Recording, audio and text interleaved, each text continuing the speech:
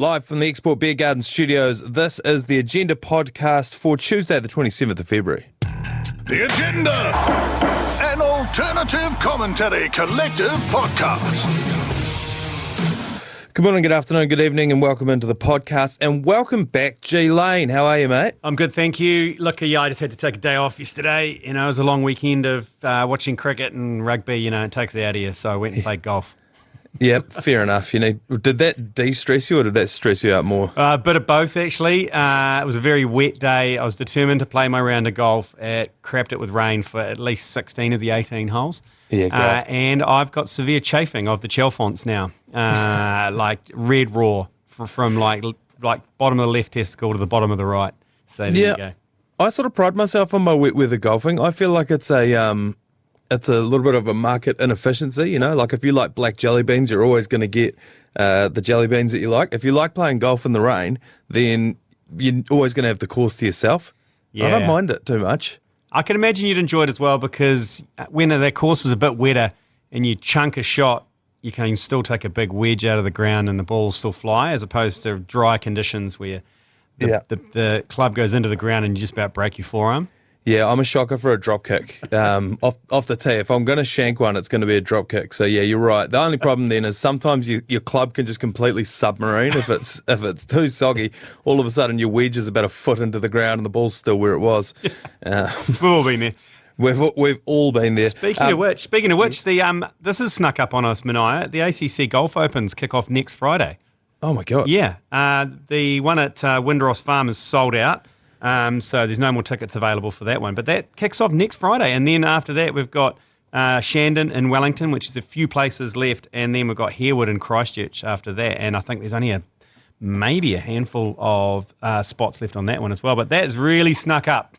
If you're in or around the Christchurch area and you haven't got any plans for that's Good Friday, I think, that Christchurch one. It is Good Friday. And if you want to honour Jesus Christ and his sacrifice, then come out, smash a bunch of beers at Harewood and play some golf. It's what he would have wanted. Exactly. It's what he died for. And it's actually quite frankly blasphemous if you don't. Yeah. But it could really bail you out if you've got no plans for that long weekend. So make sure that you head along to that. Lane, as you mentioned, a lot of cricket across the weekend. And we talked a bit about it with Joe yesterday. But I really wanted to get your thoughts on the weekend's cricket. What did you see from the Black Caps, particularly in that sort of third game where, I don't know, obviously rain affected, but even when we got back out there, we didn't look too promising. It looked like there were two different teams. There was a high school team, and then it seemed like there was an intermediate school team. It's just everything about the Australians in that final match oozed BDC. They had so much BDC, and then they could just change out and bring in another massive, terrifying left-arm bowler. They bring in a guy that looks like a mixture of the twink from England and Scott Kugelheim with his galloping into the wicket. And they just bowled faster, straighter. They hit more sixes and more fours. We didn't field well. It was a bit of a sorry state to watch. But I mean, a dead rubber is hard to get up for at the best of times. A dead rubber that is interrupted about 6 or 7 times by rain is even worse. I think it was a worst case scenario. But you could see it. They just sucked the life out of us. And unfortunately, we've had to regroup and start booking some town halls for the Black Cap supporters support group. Some suggesting that the town halls are too small and we may need to look at the Kiritakanoa Theatre in Auckland and maybe the new convention centre in Christchurch. And some are even saying the stadium in Wellington is reconvening there. But, pack the cake tin out. Yeah, pack the cake tin. Hey, but we move on as Black Caps fans, and this is what we talk about in our support groups when we hold each other and tell each other how the Black Caps hurt them. We then move on, and that is part of it, and we're moving on, and this Thursday is the first test at the Basin. Some would say the spiritual home of Test match cricket in New Zealand, the Basin. That is going to be an absolute ripper. I've moved on. I'm concentrating 11 a.m. Thursday. Yep, we've parked it. We're moving ahead. What do you think we could take from the T20s, if anything, into the Test matches? Probably nothing. Just park it. It's a completely different game, you reckon? Yeah, after the first game, when both Ravindra and Devon Three-Way, and I don't know if you did you see what we posted yesterday about what Jason Hoyt did to Devon Conway on the Hodaki Drive show? God, yes, I did. Oh, my God. Did. He called him Devon Malcolm? Yeah. Like, has Jason Hoyt Does anything go in when he's watching the commentary? Does anything go in? He hosts a BYC cricket podcast every week. For fuck's sake. He used to umpire cricket. I don't know if you know that. But and he called him Devon Malcolm. He was sitting right in face. front of him, and you could see poor Devon Three-Way go look at him going, is he joking? And then I saw Mike Minogue and obviously Keezy just absolutely wet themselves because it was another Hoyt howler, and it was a goodie. It was an absolute goodie. Luckily, Minogue stepped up and said, no, it's Devon Three-Way. It's Devon Three. He got it straight away as well. It's like, God. It's almost as if he knew that was going to happen. I guess when you've worked with him for that long, you sort of cotton on to what's about to happen. It was one of the greatest ones since he read out the catering list for Laneways as the lineup that was going to be playing there, with Taco Laco and all these different places. And he also announced he had an interview with an old original Hauraki pirate that was coming on in the next day, and had to inform him that person had been deceased for 3 years. Yeah, there was a memorial jersey that one of the Heartland teams, I think, might have been one of the NPC teams, wore this pink and purple memorial jersey for someone who passed away. Yes. I think it may have been Tanya Dalton. It was. And Jason Hoy comes on the Monday and goes, what's with the jerseys? They're a bit gay, aren't they? Abomination. Like, wow. Anyway, so I got sidetracked there. I think the only positive we can take out of it is, but both of them have turned into negatives. That is Conway and Ravindra's kind of first game, but then both of them getting injuries is making my rear end pucker a little bit, because we don't have those guys in our test team. Even though some are saying that Conway's going through a bit of a dry patch, he's still a quality player and he will step up for the Australians. And if we don't have him or Ravindra, which I haven't heard any news out of the New Zealand cricket team around their injuries. I haven't either, but you don't from the cricketers. No. You know, from all the other sports you hear about it, you keep constantly in the loop, but cricket, they don't tell you who's playing until about 30 seconds beforehand, and they also don't give you an update on any of the injuries unless they know for sure, like a Kyle Jamieson broken back or a bloody, So, it'd be very interesting. We won't know until just beforehand, but as you said, we flushed it. It's fish and chips. Santner said the same thing. It's last week's news, so we will move on to 11 a.m, and that's all going to be live on iHeartRadio. We've got full coverage of that one. Yep. I was talking to someone who had bought tickets early doors for that day 3, the Saturday. Yes. That's the one I think that's sold out very, very quickly. Yeah. They're a little concerned that it's not going to get there. That's not the attitude. That's not the attitude. That's not the attitude. I mean, look, most test matches in New Zealand, if it's not rain affected, usually finishes in 4 days. That's why they don't really sell tickets to day 5. But unrain affected, surely 4, but not 3. Come on, grow up. No, come on. But I'm going down for that day on day 3 on Saturday. Yes. I'm going to go down and help run the pre-game at Shed 22. Yes. So anyone in Wellington, Shed 22 opens at 9 a.m. It's going to be the only bar open that early in Wellington. Plus, we're going to have the Life Direct Shark Bus, formerly known as the Kelly Tarleton's bus, taking people in shuttles to and from the ground. So you can get a few beers in, get some breakfast. There's some sweet drinks deals. Everyone gets a Dulux Steady the Ship hat. We've got a bunch of other stuff to give away. And then I will personally drive the Shark Bus. I'll drive you to the basin. Do you need a bus? Are they giving you the keys? Yeah, well, I think so. You don't need a bus license. It's a 16-seater. Surely that's just a normal bus, isn't it? Yeah, that's a minivan. Yeah, by any stretch. So I think it's Ultra to 3236. If you want to text that through for all of the details, that's Ultra to 3236. You can come and say good day to Lane down there ahead of that one. It has been, Mike Lane, 31 years since we beat Australia in a test in New Zealand. One of my favourite things when a stat like this comes up is to go through the teams when those were going on. So this was the batting lineup for Australia: David Boone, Mark Taylor, Justin Langer, Damien Martin, Steve Waugh, Alan Border, Ian Healy, Merv Hughes, Paul Rifle, a young Shane Warne was in that team, and Craig McDermott. That's a powerful team back in the day. Oh, there's some real legendary names dropping in there. Alan Border in there. It must have been one of his last seasons, surely. Mine year was 30 years ago. Yeah, he's probably not that. But that's quite a terrifying team. Who was our team?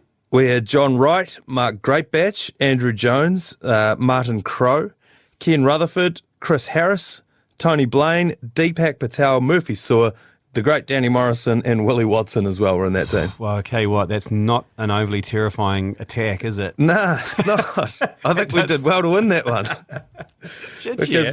you read that team out, and there's so many more powerful names in that Australian team, but they probably none of those. Well, not a lot of those Australian guys were right at the peak of their power at that time, despite the names that were in there. But it was a nice little walk down memory lane. And just sticking with cricket before we go to a quick ad, Bazball has suffered its first ever series loss, going down 3-1 against India. They got one test match left to play. I reckon it's time for England to give up on the whole Bazball thing. They should sack him and just send him back here. We'll take him. Yep. It's not working out for yous. Yep. You send him back here. We'll take him. Strip him of any titles that he was about to get from the Queen or the King. Send him back here with his tails between his legs. We will nurse him back into good health and put him in charge of our team and move on. Yep. And Australia, if you're listening to this, we'll have Dan Vittori back as well. It's just not really working out for him over there with you guys, so send him back. That'll be a formidable coaching duo. Oh, yeah. I mean, it might take most of the salary cap if there is one. Yeah, for sure. But it's just one of those funny things where Bazball, people are so quick to write the obituary whenever they lose a game. If an innings doesn't go well, someone loses a wicket quickly and they're like, oh, Bazball, it's over, bad for the game, we told you. It's the purists, isn't it? Oh, they're hanging out there, circling like vultures for any sort of result. But they don't know Brendan McCullum. And they don't know the influence also he's got on Ben Stokes because... And I kind of can sympathise with it, is the more that they gather and criticise them, the more they are going to stick to their guns and with this so-called Bazball. So all it is going to make them dig their heels in further. Yeah, it's going to feed into the Bazball turbo that's continuing to spool up. All right, time for a very quick ad break, and we'll be right back with more of the agenda. Lane, yesterday the Sevens finished up. The Ferns have clinched their first back-to-back Vancouver title by beating France in 35-19. The All Black Sevens were eventually beaten by a dominant Argentinian side, 36-12, after going into half-time at the scores level, so second half really blew out. But the thing to me is, and we talked to Ricky Swinell recently, who was heading over there for that tournament, is there a better circuit to be on as a professional athlete than the Sevens circuit? Yeah. It seems like so much fun, doesn't it? Yeah, if they add a Las Vegas leg to it, then I think it'll tick all the boxes. But it did sound fun. I mean, Ricky was telling us what they were up to. I was like, how do you get on this circuit? I mean, we said, is there room for some idiots with nicknames and who scream and yell into the microphone? And she's like, no. I was like, no. Okay. No, well, there isn't. you'd be doing everything you could to protect your spot on that tour, wouldn't you? Because some of the places they go, there's a Dubai Sevens. Yeah. They go down to Cape Town, obviously Hong Kong. It's just one of the all-time greats. I think it would be up there with maybe the snowboarding if you were into your winter sports. Yep. That seems like a good tour to be on. I think for me, it's always been the surfing. I'm a big. I mean, I can't surf, but there can't be a lot of training that goes into being a professional surfer. Shout out to professional surfers worldwide. I think there would be. You've got to be quite strong. You've got to be still pretty fit. I mean, I tried to go surfing with a mate and I lasted probably maybe about 15 minutes before I was wheezing back on the beach. Yeah. But I feel like the training for that is just go surfing, you know? Like, you obviously got to watch your diet and that, but you just go surfing and then go around to Hawaii and all these beautiful sunny beach spots. They're the best looking athletes in the world as well, surfers. So I reckon it'd be surfing or snowboarding for me for the greatest world tours to go on. Yeah, I got asked this question yesterday on our round of golf. Was what sport would you want to be the best at in the world? That's a slightly different question. Yeah, but it's like, and immediately Di Henwood, who was on the round, he said surfing. He said you just go to some sweet places and surf and be cool. And then when there's no surf, you're still in a cool place and you go for a swim. Yeah, that's right. Or you go to the bar. Yeah. I don't know. For me, I've always thought, and, you know, as often as I like to slag motorsports off, an F1 driver, just because of the kind of hobnobbing that you'd get to do. But you could die. That's the problem, though, with that one. You could go into a wall.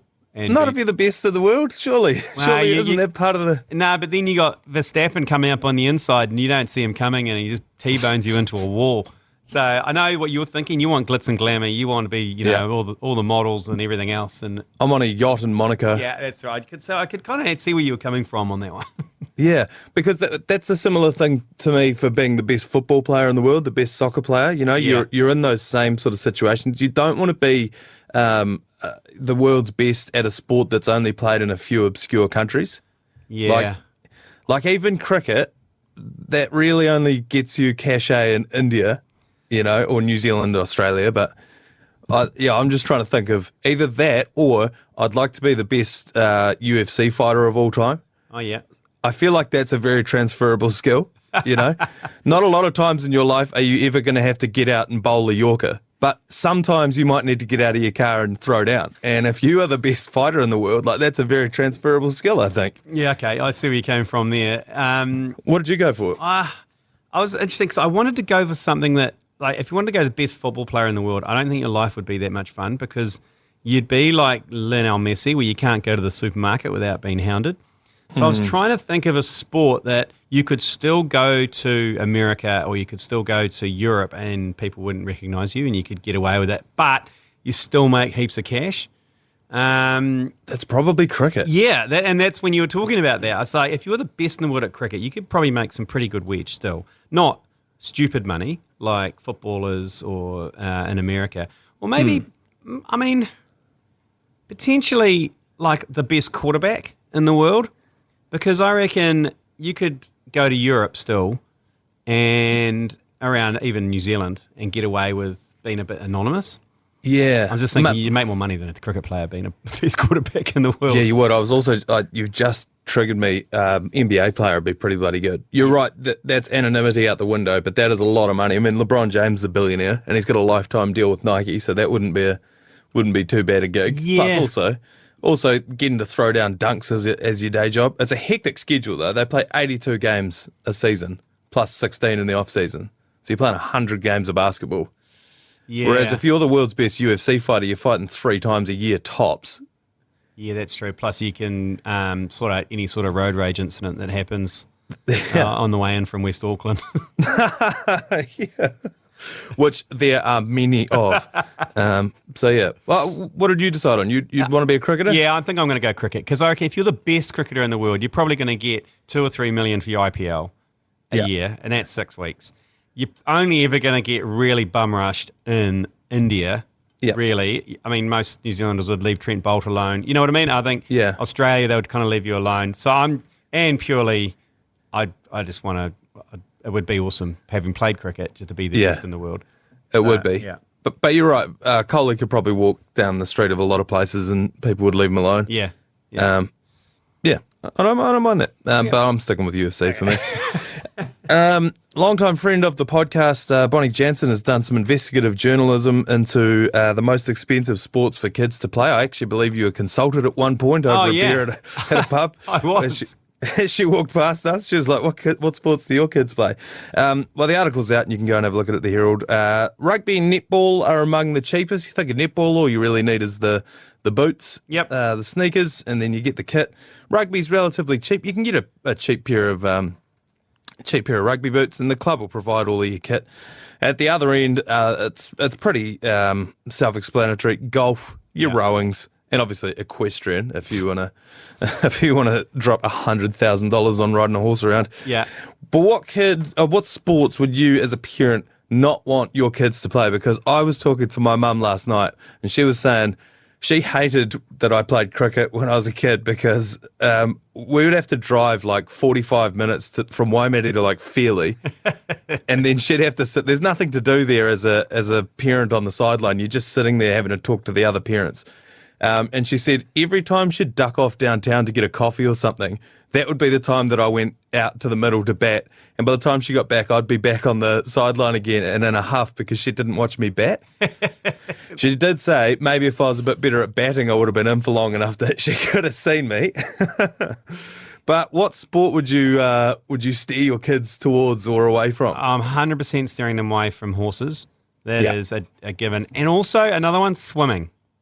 And rowing. Dangerously early starts, and like from a young age, you've got to be up at like 5 a.m, some stage 4:30 in the morning to take them rowing or swimming, and then sitting inside a indoor pool with that smell of chlorine and just the echoing, and I couldn't do that. But I mean, my kids they're very, when it comes to sporting options, they've gone down a very, very military medium route. They play rugby, netball, don't play cricket, and they play football and basketball. So all very relatively cheap as well, because our rugby club's pretty affordable. They've stayed away from cricket purely out of spite. And this shows how evil my children are. They know I love cricket, and they purposely run it down and purposely choose not to play it, even though I know one of them's actually quite good. But he's been influenced by the other one saying, don't play cricket. Dad's favourite sport, don't play it. And I was like, you motherfuckers. Well, anyway. cricket has taken a lot away from your kids over the few years. It's true, actually. I didn't think about it like that. I've robbed them a lot of kind of quality time. It's probably a grudge against the sport more than it is against you. They're just like, this is taking I'm not going to give anything more to cricket. Give nothing to cricket. No, those are equestrian is a great one. I wouldn't think about that. But even if any of my kids came anywhere near that, I would be, I don't know how I'd be putting them off. Yeah. Well, I thought the interesting one to me was golf, because growing up, every small town around New Zealand has an amazing golf course. It's one of the privileges of growing up in New Zealand. So for me, I always thought of golf as quite a cheap sport. Yeah. But now I see, like, if you wanted to play in tournaments, if you wanted to, play it as a proper sport as opposed to just sort of mucking around with your mates on the weekend, that is a very, very expensive sport. But I would recommend, I think that's something that you have with you for life. If you could get your kids a second-hand set of clubs and go to a little hackabout course. Yeah. Because you'll play golf till you're bloody 80. So it's a powerful skill. A lot of business deals done out on golf courses. Yeah. I suspect you were doing some just yesterday. Yeah, I may have. I may have not have. But yeah, I think the initial setup is probably the cost that puts people off. Yeah. Because if you like saying a good second-hand set for your kids a need. You don't need to go and spend $3,000 on a new set of clubs. And then it's, I guess, if you come from, like you did in kind of a regional New Zealand, where you've got quality courses and you only pay $15-20 for a round. Yeah. But if you're growing up in the cities, it becomes super niggly, because if you're paying up near $50, $60, $70 a round every weekend, even if you buy them a membership, it's kind of, it's up near $1,000. You're like, what the fuck? Oh, at least. Yeah. And then once they start getting good, they're going to start wanting better clubs. Yeah. Better gear. And there's nothing it's like fishing. Golf, you can never. They just keep bringing more and more little tidbits out that you can add to your cart and your clubs, and there's a new chipping wedge, or there's a new putting wedge, or whatever, and you're like, oh, I need that. Yeah. Well, this is the thing. Is like, and when you go back and you check the scores, because they've been playing at St Andrews and recording scores for well over 100 years. You go back. The numbers haven't come down that much, and maybe they've extended the courses out to accommodate for that, but I don't know how much improvement golf clubs have really made that you need to be splashing that out. Yeah. Having said that, boy, do they do a good job of convincing you do. I think it's because when you hit a terrible shot, you're looking for anything to blame it on. Yeah. Did someone talk? Did the wind change? Yeah. Did your bloody glasses full of your head? I had one too many beers. Was it the clubs? It was probably the clubs. I'm going to have to buy a new club. So yeah, that would probably be one for me is golf. If you lived in a city, that'd be an absolute disaster. For me, basketball's the go. You play midweek, you're there for an hour, you're inside. It doesn't matter if rain, hail or shine, it happens, and then you're done, you're home by a reasonable hour. Time for one more quick ad, and then we'll be back with yours, please. Yours, please. Brought to you by Leader, home of the lasagna topper. One of my favourite segments, whenever we do this, Lane, it's your chance to give a bit of feedback. We've got the little button on the iHeartRadio app. You can go and fish that out and send us a voicemail just like this listener has. Caller, yours, please. Yeah, g'day fellas, it's Mike Oxlong here. Okay. Just with regards to getting more attendance for Super Rugby, in particular to the Blues, because I don't really go anywhere else, but if you want more attendance and if you're going to close off the entire fucking Mount Eden just for one game and restrict parking and cars and everything, then you might as well throw a whole entire carnival in there, get some rides and get some food stalls on the way so we can actually have something on the way there. Cheers. I like this. That is a first call from Mike Oxlong. You're thinking of Mike Hunt, who called the other day. Okay, right. There's some interesting names coming through on the talkback. Yeah. I'm a big fan of this idea. Make a bit of a carnival atmosphere on the way into the game. Give people, if you're not going to let us tailgate before the game, at least give us something to do on the way there, surely. Interesting on Sunday, just to as a side, on Sunday, I went to the game on Sunday at Eden Park, the T20. They didn't close the roads. You could still drive through. It's like they maybe they looked at ticket sales and thought they didn't have to, but I thought it was just a blanket rule that they shut everything off. But the roads were open. People were driving around, driving past. It was kind of almost semi like there was some sort of kind of common sense flying past. But That's the thing, is because it's so hard to get to most of the stadiums in our country because everything's shut off. There's traffic control that seems to slow everything down more than it does speed anything up. So if you're going to shut them off, it's like we've got the worst of both worlds. All the roads are shut off so you can't use them, but there's also nothing cool there. So you're just walking along with a bunch of red badge security and a bunch of other punishers. But yeah, why can't we have the bloody Caroline Bay Carnival set up outside the next Crusaders game? So we'll have Miss Caroline Bay, Mr. Caroline Bay out on number 2 at Eden Park. Yeah, like you were saying, maybe put a stage out the back, have some music, have like a mini Coachella out the back. Well, I mean, the Black Clash have been ahead of these things for quite a while, but as people were walking in, they opened the gates all at the one time, and Mitch James is up on top of a container playing songs to people as they're walking in. And that's an incredible start to your day watching cricket, isn't it? Yeah. Something going on, there's a bit of vibe. Yeah, it would be incredible. Maybe put a beer fest out there. Yeah. Maybe a beer fest or a food and wine festival, or you know what, and then do that during the day, and then they shut the bars off out there and go watch the rugby. And then you send 10,000 wasted people into Eden Park. That'd be great. What is it? The Beer Varna is in the concourse at the Cake Tin anyway, isn't it? Yeah. So you have that on, then you have the Hurricanes playing someone afterwards, and you watch all of these cicadas emerge out of the ground where they've been brewing for about 4 years on 7% craft beers, and they come up to the top. But the thing is, they'd be so wasted they could cause any trouble anyway. Well, I mean, let's be honest. If you watch any of the Ashes series, they're the ones that bring the vibe anyway. So, and it might bring some sort of passion back into the game. But I think it's Mike Oxlong hasn't got a bad idea there. It's, I guess, no one in New Zealand really has the vision or the impetus to go beyond just putting a game of rugby on.